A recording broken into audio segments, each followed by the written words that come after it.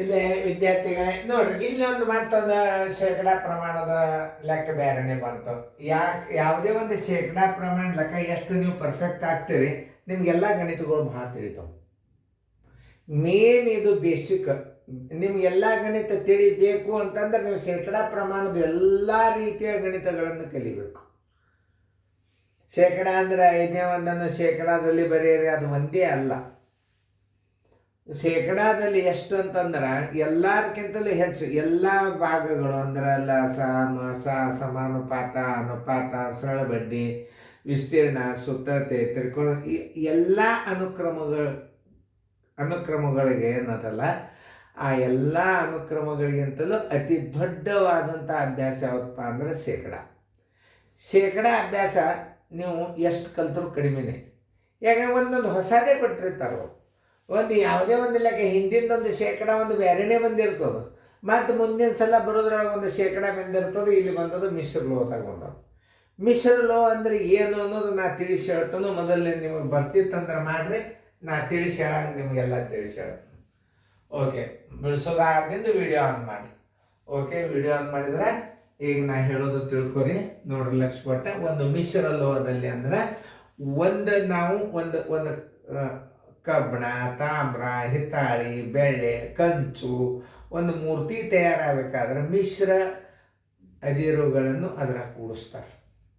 ತಾಮ್ರದ ಪ್ರಮಾಣ ಮುಂದಾಮೇಲೆ ಮತ್ತೆ ಅದರದ್ದು ತಾಮ್ರ, ಸತುವ, ಹಿತ್ತಾಳೆ ಎಲ್ಲ ಕೂಡಿಸಿದಾಗ ಒಂದು ಕಂಚು ಲೋಹದ ಒಂದು ಮೂರ್ತಿ ಅಥವಾ ಒಂದು ಘನ ವಸ್ತು ತಯಾರಾಗ್ತದೆ.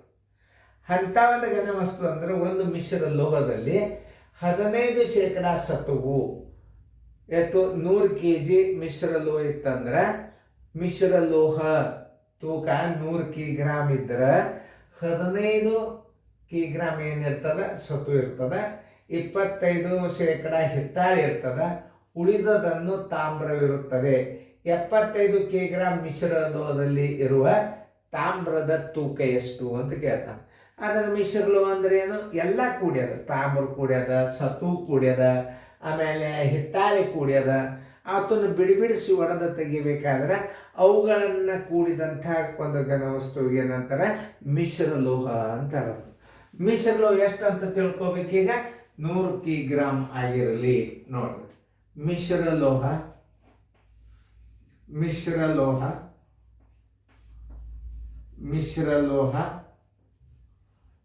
100 kg ಆಗಿರಲಿ. 100 kg ಆಗಿರಲಿ. ಯಾಕಂದ್ರೆ ಶೇಕಡದಾಗ ಕೊಟ್ರ ಈಗ ನಾವು ಇಲ್ಲಿ 100 ಏನು ಕಳಿಬೇಕು? ತಾಮ್ರ ಬರಬೇಕಾದ್ರೆ ಏನು ಮಾಡಬೇಕು? 100 kg ಎರಡು ವಸ್ತುಗಳನ್ನು ತೆಗಿಬೇಕು. ಶೇಕಡ ತಾಮ್ರ ಬರೋಬರಿ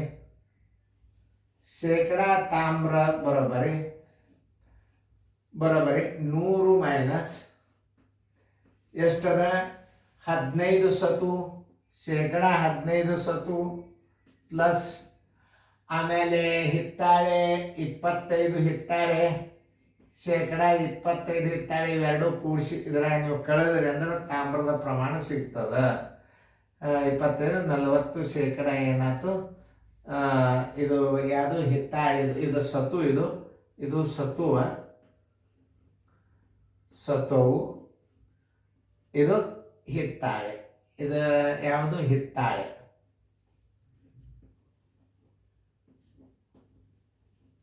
ಈಗ ಏನು ಬರ್ತದೆ? ಇದು 60 ಅನ್ನೋದು ಇದು ತಾಮ್ರ. 60 ಬರೋಬರಿ ಎಷ್ಟು? ತಾಮ್ರ. 60 ತಾಮ್ರ 60 kg. ಮಿಶ್ರ 100 kg ಆಗಿರಲಿ. 15 kg ಅಂತ ತಿಳ್ಕೊರಿ ಸತುವ, 25 kg ಹಿತ್ತಾಳೆ ಅಂತ ತಿಳ್ಕೊರಿ. ಈ ಸತುವ ಮತ್ತು ಹಿತ್ತಾಳಿಯನ್ನು ನೀವು ಕೂಡಿಸಿ ಕಳೆದ್ರಿ ಅಂದ್ರೆ 100 ಏನು ಮಿಶ್ರ ಲೋಹ ಇರ್ತದೆ. ಇದು 100 ಮಿಶ್ರ ಲೋಹದಾಗ ತಾಮ್ರ ಎಷ್ಟದ ಅಂದ್ರೆ ಸತುವ ಮತ್ತು ಹಿತ್ತಾಳೆಯನ್ನು ಕೂಡಿಸಿ ಕಳ ಬಂದಂತ ಉತ್ತರ 60 kg. ಎದುರಾಗದ ಇದು 100 kg ಮಿಶ್ರ ಲೋಹದಲ್ಲಿದೆ. ಎಷ್ಟು kg ಮಿಶ್ರ ಲೋಹದಾಗದ? 100 kg ಮಿಶ್ರ ಲೋಹದಲ್ಲಿ 60 kg ಏನದ? ತಾಮ್ರದ. ನೋಡ್ರಿ, ತಾಮ್ರ ಇರ್ತದ, ಎಷ್ಟು 100 ಕಿಗ್ರಾಮ್ ಮಿಶ್ರ ಲೋಹದೊಳಗೆ ತಾಮ್ರದ ತೂಕ ಎಷ್ಟದ ಕಿಗ್ರಾಮ್ 60 ಕಿಗ್ರಾಮ್ ತಾಮ್ರದ. ಆಮೇಲೆ 75 ಕಿಗ್ರಾಮ್ ಮಿಶ್ರ ಲೋಹದಲ್ಲಿ ಇರುವ ತಾಮ್ರದ ತೂಕ ಎಷ್ಟು ಅಂತ ಕೇಳ್ಯಾರ ಅವರು. ಅವಾಗ ನಾವೇನು ಮಾಡಬೇಕು, 100 ಕಿಗ್ರಾಮ್ ಮಿಶ್ರ ಲೋಹದಲ್ಲಿ 100 ಕಿಗ್ರಾಮ್ ಮಿಶ್ರ ಲೋಹದಲ್ಲಿ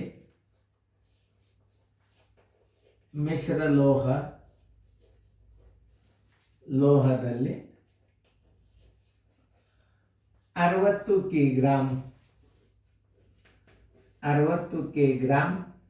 ತಾಮ್ರ,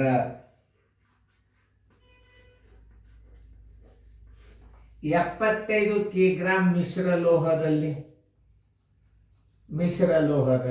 ಎಷ್ಟು ತಾಮ್ರದ ಅಂತ ತೆಗಿಬೇಕು ನೀವು. 75 ಗುಂಡ್ಲೆ 60 ಸರ್ವಾಸ ಬಾಗಿಲೆ 100 ಶಿಸ್ತ. 75 ಗುಂಡ್ಲೆ 60 ಸರ್ವಾಸ ಬಾಗಿಲೆ 100.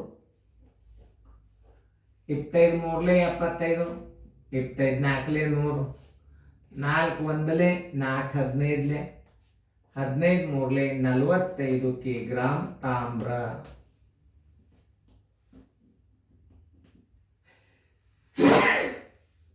ಆದ್ದರಿಂದ ತಾಮ್ರದ ಪ್ರಮಾಣ ಎಷ್ಟು? 45 ಕಿಗ್ರಾಮ್ ತಾಮ್ರ.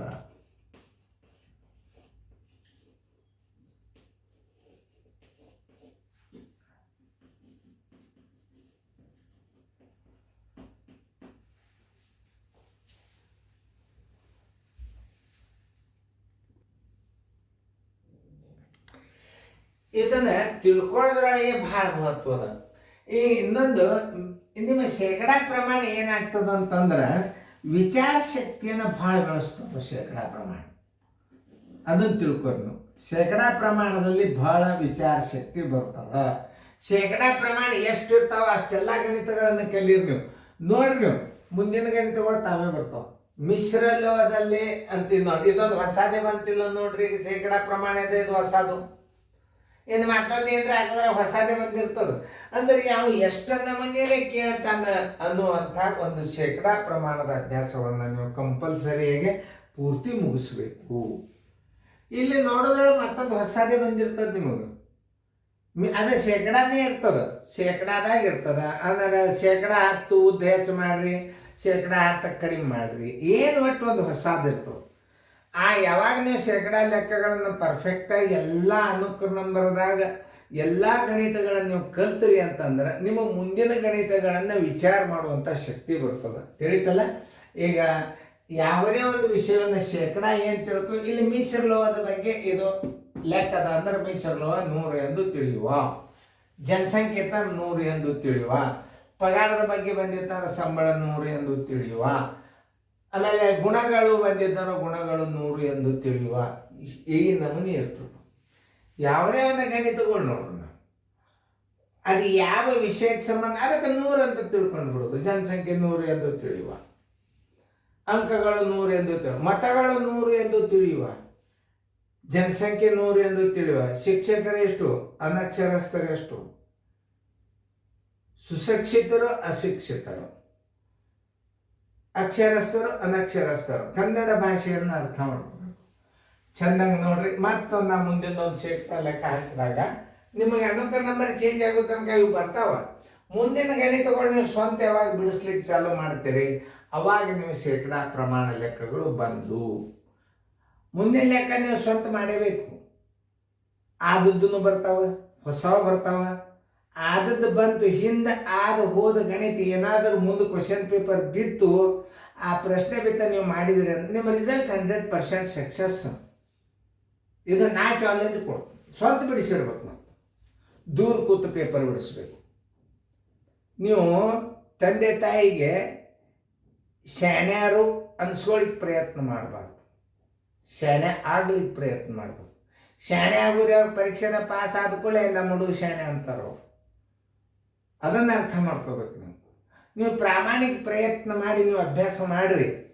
ಪಾಲಕರು ನಿಮಗೆ, ಶಿಕ್ಷಕರು ಪಾಲಕರು ನಿಮಗೆ ಆಶೀರ್ವಾದ ಒಳ್ಳೆ ಖುಷಿ ಪಡ್ತಾರೆ. ಯಾವುದೇ ಒಂದು ಪ್ರಾಮಾಣಿಕತನದಿಂದ ದುಡಿದೋದಲ್ಲ ದುಡಿಬೇಕು, ಕಲಿಬೇಕಾಗಿರೋದಿಲ್ಲ ಕಲಿಬೇಕು.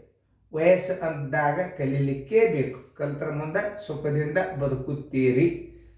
ನೀವು ಒಳ್ಳೆಯದಕ್ಕಾಗಿ ಅವ್ರು ನಿಮಗೆ ಖರ್ಚು ಮಾಡ್ತಿರ್ತಾರೆ, ಅದು ಉಪಯೋಗ ತಗೋರಿ. ಶಾಣ್ಯಾರ ಥ್ಯಾಂಕ್ ಯು. ಮುಂದಿನ ಗಣಿತ ಬಿಡಿಸ್ರಿ.